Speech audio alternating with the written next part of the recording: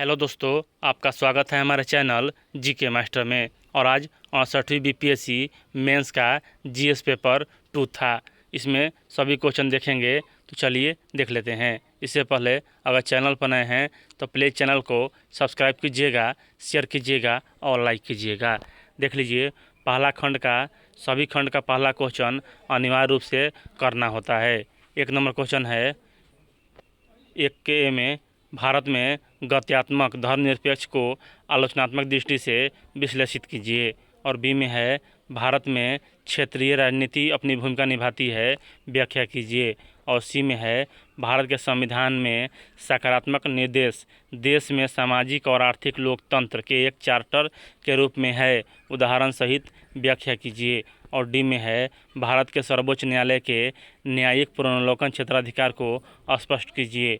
और ई में है बिहार ने पिछले दशकों में अपनी राजनीति संस्कृति में सुधार देखा है, उदाहरण दीजिए। और 2 नंबर क्वेश्चन है क्षेत्रीय परिषदों के अंतर्गत देश में राष्ट्रीय हित की सर्वोपरिता प्रतिष्ठित है। भारत में क्षेत्रीय परिषदों की प्रकृति एवं कार्यशैली का उपयुक्त कथन के परिप्रेक्ष्य में आलोचनात्मक दृष्टि से परीक्षण कीजिए। अथवा जाति भारतीय राजनीति में एक भूमिका निभाती है, दशकों में इसके कामकाज में बदलाव आया है। आप पिछले कई दशक में इसकी बदलती भूमिका को कैसे देखते हैं? क्या विकास का तर्क जाति के कमज़ोर को करता है? अपना कारण बताइए। और 5 नंबर क्वेश्चन है भारत 2020 में वैश्विक व्यापार संबंधों की जांच कीजिए। व्यापार बढ़ाने के लिए भारत द्वारा की गई विभिन्न पहलें क्या है और भविष्य में भारत के वैश्विक व्यापार संबंधों को बढ़ाने के कुछ उपाय सुझाइए। अथवा फरवरी 2022 में भारतीय दूरसंचार विनियामक ट्राई द्वारा जारी रिपोर्ट के अनुसार दिसंबर 2021 के अंत में अखिल भारतीय औसत इतना के मुकाबले बिहार सेवा क्षेत्र में इतना टेली घनत्व है। इस स्थिति के कारणों को इंगित कीजिए, क्या इसका क्या प्रभाव है और स्थिति सुधारने के लिए क्या कदम उठाया जाना चाहिए। और 6 नंबर था नीली अर्थव्यवस्था की पहचान राष्ट्रीय विकास के 10 प्रमुख आयामों में से एक है। उपयुक्त कथन के आलोक में अर्थव्यवस्था के लिए इसके महत्व पर चर्चा कीजिए। और नीली अर्थव्यवस्था को बढ़ावा देने के लिए भारत द्वारा उठाए गए कदमों की सूची बनाइए, क्या वे पर्याप्त हैं या नहीं हैं। अथवा कच्चे माल के आधार पर बिहार को वन आधारित उद्योगों, कृषि आधारित उद्योगों और खनिज आधारित उद्योगों में विभाजित कीजिए। उन उद्योगों की अवस्थिति को दर्शाने वाले स्वच्छ रेखा चित्रों द्वारा अपने उत्तर की पुष्टि कीजिए। और सेक्शन 3 में था कि भारतीय परिप्रेक्ष्य में तकनीकी का स्वदेशीकरण से आप क्या समझते हैं।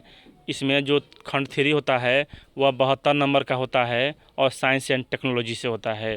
और बी में था व्याख्या कीजिए कि बढ़ती ऊर्जा आवश्यकताओं को पूरा करने के लिए भारत के लिए अपने परमाणु ऊर्जा कार्यक्रम का विस्तार करना क्यों आवश्यक है। परमाणु कार्यक्रम की आवश्यक सावधानी भी लिखिए। और 3 नंबर में है भारत के चुनाव आयोग ने चुनाव कराने में महत्वपूर्ण भूमिका निभाई है। दशकों से चुनाव को स्वतंत्र और निष्पक्ष बनाने में इसकी भूमिका का आलोचनात्मक परीक्षण कीजिए। बिहार में सेशन पूर्व और सेशन युग के बाद चुनावों के संचालन के संदर्भ में अपने उत्तर के कारण बताइए। यह लोकतंत्र को कैसे मजबूत करता है और या राज्यसभा की संरचना एवं शक्तियों का विवेचन कीजिए तथा संसद के द्वितीय सदन के रूप में इसकी भूमिका का उल्लेख कीजिए। और खंड बी में था यानी 2 में कि राष्ट्रीय लॉजिस्टिक नीति 2022 प्रधानमंत्री गति शक्ति योजना के साथ भारत में लॉजिस्टिक दक्षता में क्रांतिकारी बदलाव आएगी, स्पष्ट कीजिए। और बी में था यह सब आपको करना था। किसी भी खंड का पहला क्वेश्चन अनिवार्य रूप से आपको करना चाहिए।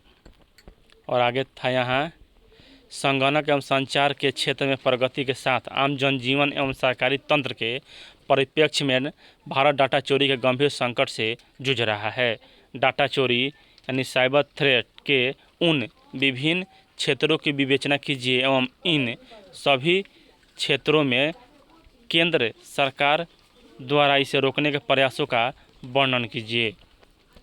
और एक तरफ प्रत्येक परिवार को पीने योग्य जल की उपलब्धता का उद्देश्य एवं दूसरी तरफ बढ़ती आबादी के कारण जल की कमी को ध्यान में रखते हुए जल संरक्षण में भारत सरकार की भूमिका पर प्रकाश डालिए। साथ ही केंद्रीय सरकार के उद्देश्यों की पूर्ति के लिए बिहार राज्य द्वारा अपनाए गए वैज्ञानिक एवं तकनीकी विकास की विवेचना कीजिए।